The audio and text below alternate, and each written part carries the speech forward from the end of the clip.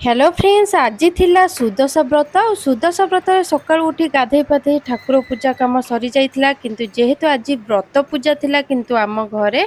व्रत पूजा हेई नथिला काहेकि ना हमर वर्षिकिया जाइनी आपण माने जानिथिबे कि वर्षिकिया नगला पर्यंत कोनोसी हेले पूजा पुनै पर्व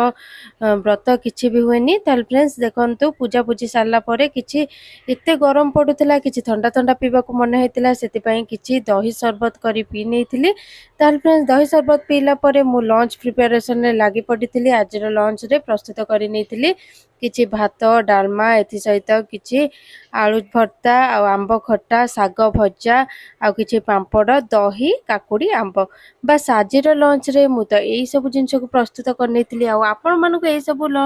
रेसिपी भितर कोटा बेसी पसंद हमको कमेंट करंतो और जदी चैनल को सब्सक्राइब करि नांती तबे जल्दी जल्दी सब्सक्राइब करि नंतो पाखरे आस्तबा बेल आइकन को दबाई दियंतो।